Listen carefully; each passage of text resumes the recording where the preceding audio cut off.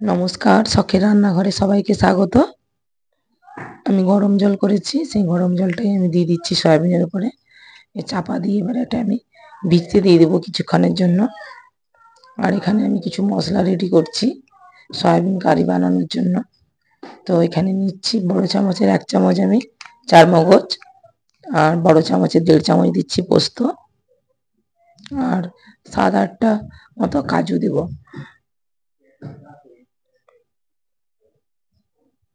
পোস্ত আমার দেওয়া হয়ে গেছে। এবারে আমি 7-8 টুকরো মতো কাজু দিয়ে দিচ্ছি। আর এটাকে আমি ভেজানোর জন্য কাজু আমার দেওয়া হয়ে গেছে। আর এটা আমি ভিজতে দেওয়ার জন্য একটু সামান্য ঈষৎ উষ্ণ দুধ দিয়ে ভিজিয়ে রাখবো আমি।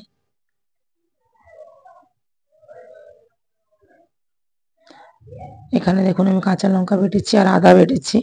সয়াবিন কারিটা আমি নিরামিষ বানাবো। আর এখানে নিয়েছি আমি টমেটো কুচি আর ধনেপাতা আর কাঁচা লঙ্কা। আর এখানে নিয়ে নিলাম আমি একটা বোলে নিয়ে নিলাম আমি 1.5 চামচ মতো জিরে আর শুকনো লঙ্কার গুঁড়ো 1/2 চামচ। এটা আপনারা ঝালটা স্বাদ বুঝে দেবেন। আর এখানে আমি নিচ্ছি আদা বাটা আর দিয়ে দিচ্ছি কাঁচা লঙ্কার পেস্ট। এটা একটা আমি সব মশলার একটা মিশ্রণ বানিয়ে রাখছি। এটা আমি যখন রেডি করব তখন দেখতে পাবেন কিভাবে এটা ইউজ করছি। রেডি করে এখন রেখে দিচ্ছি আমি।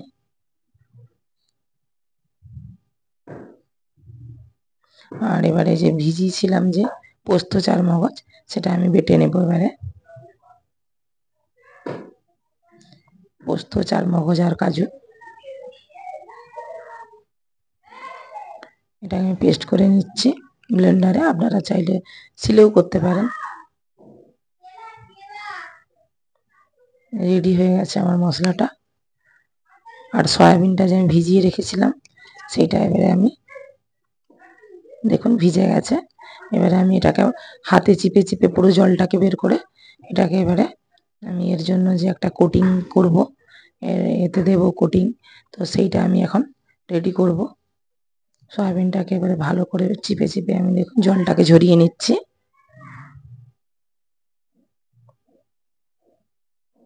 গরম ছিল তাই একটু আমি গরম জলটা ফেলে ঠান্ডা জল দিলাম, হাত দেওয়া যাচ্ছিল না। তো এইভাবে এবারে আমি চিপে চিপে এগুলো সব আমি রেডি করে নিচ্ছি। দেখুন আমার হয়ে গেছে রেডি করা। এখানে কিছু আমি মশলা অ্যাড করব। দিয়ে দিলাম এখানে কাঁচা লঙ্কার বাটা, আর একটা তো মিশ্রণ বানিয়েছিলাম, আর বাদ বাকি যে আদা বাটা ছিল সেটাই আমি দিয়ে দিলাম সয়াবিনের ওপর। আর এখানে দিয়ে দিচ্ছি আমি পরিমাণ মতো কর্নফ্লাওয়ার। এটা আপনারা বুঝে দেবেন। আমি প্রায় 3 চামচ মতো দিলাম। বেশি কিন্তু কোটিংটা মোটা ভালো লাগবে না, একদম পাতলা। আর স্বাদ মতো দিলাম নুন। এবারে এটাকে আমি মাখিয়ে নেব আলতো হাতে।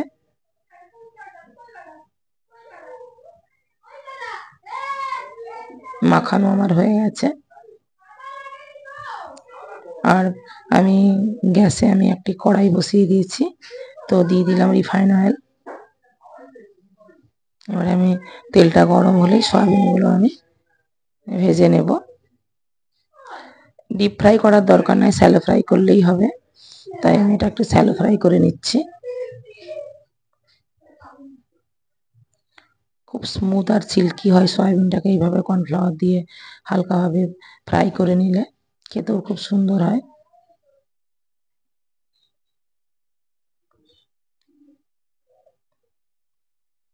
আমার ভাজাটা হয়ে গেছে। আমি নামিয়ে রেখে দিয়েছি সয়াবিন। ওই প্যানেই আমি দিয়ে দিলাম পরিমাণ মতো রিফাইন অয়েল। আমি পুরোটাই কিন্তু সাদা তেলেই রান্না করছি। দিয়ে দিলাম ফোড়নে হচ্ছে জিরে, গোটা জিরে। আর দিয়ে দেবো কয়েকটা আমি এলাচ আর দারুচিনি।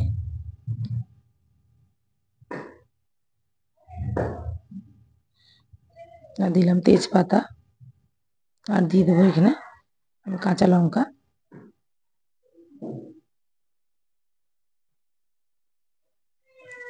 ফোড়নটা আমার রেডি হয়ে গেছে। এখন দিয়ে দিচ্ছি আমি রেড চিলি পাউডার 1 চামচ। আর এর উপরেই দিয়ে দিলাম যে বাটিতে যে আমি আদা, জিরে আর কাঁচা লঙ্কা সবকে আমি আর লঙ্কার গুঁড়ো সব আমি রেডি করে রেখেছিলাম একটা মিশ্রণ, সেটাই আমি এখন দিয়ে দিলাম। এবারে মশলাটাকে আমি কষিয়ে নেব। আর আমি এখন দিয়ে দিলাম টমেটো যে কেটে রেখেছিলাম, সেটাই দিয়ে দিচ্ছি, দিয়ে দিলাম।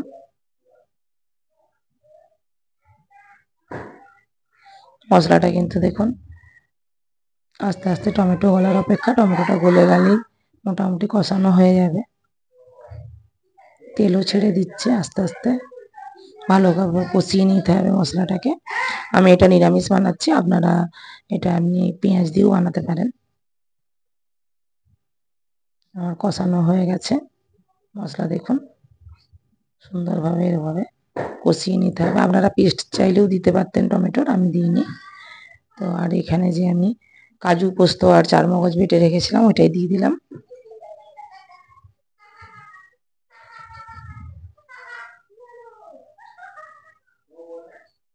অপূর্ব খেতে হয় এইভাবে বানালে।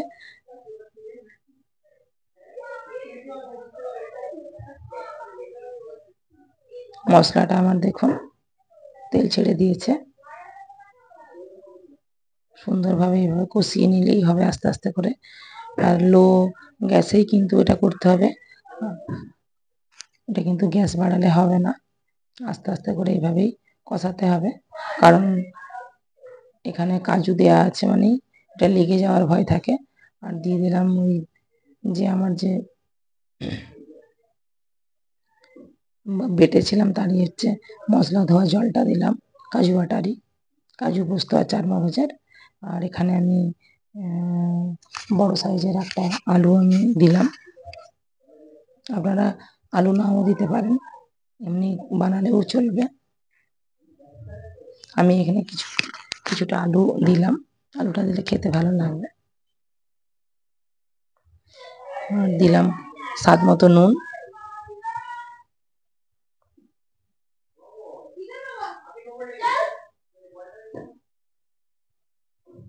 আস্তে আস্তে করে এবারে আলুটাকে সেদ্ধ হতে দিতে হবে।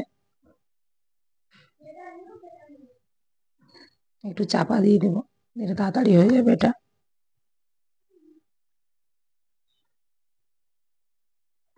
দেখুন কি সুন্দর মশলার তেল ছেড়ে দিয়েছে, কত সুন্দর কালারটা এসছে।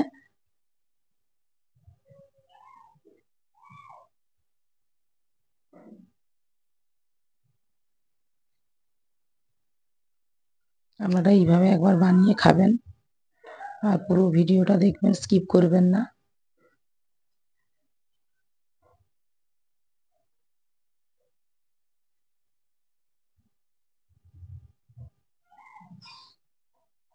একটু নেড়ে আমি কষিয়ে নিচ্ছি।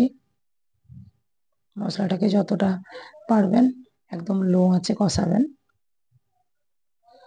একটু সময় লাগবে, ধরে করতে হবে, কিন্তু তাতে ভালো হবে টেস্ট। আর যে সয়াবিনটা আমি ভেজে রেখেছিলাম সেটা আমি দিয়ে দিলাম।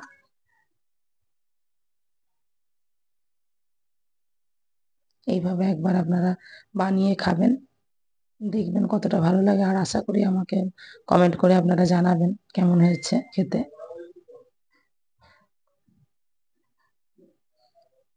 মশলাটাকে সুন্দরভাবে আমি সয়াবিনের মধ্যে মাখিয়ে নিলাম।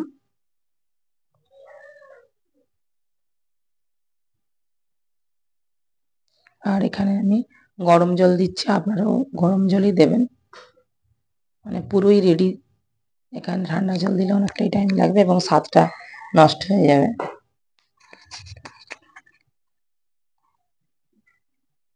এবারে আমি ফুটতে দিয়ে দেব।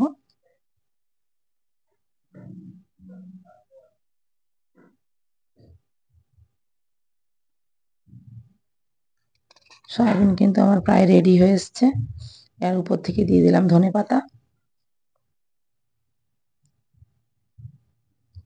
আর একটু চাপা দিয়ে আমি এটাকে স্ট্যান্ডিং টাইমে রেখে দেব।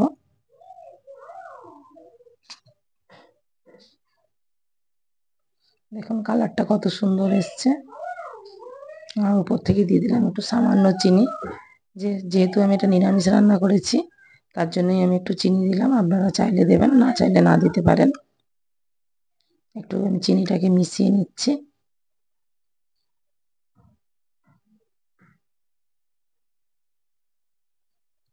এভাবে একটু আলু সয়াবিনের কষা বানিয়ে খাবেন কারি, কিভাবে আমি যেভাবে বানালাম, আর দেখবেন এটা রুটি ভাত দুটোতেই যাবে, দুটোতেই খেতে ভালো লাগবে। আমার কিন্তু রেডি হয়ে গেছে। কালারটা অসাধারণ হয়েছে। বোঝাতে পারছি কিনা আমি জানি না।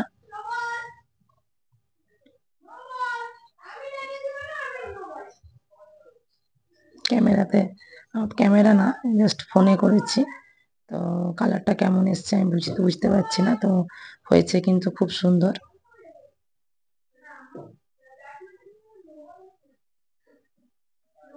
আপনারা ওইভাবে বানাবেন, খাবেন, আর কমেন্ট করে জানাবেন কেমন হয়েছে।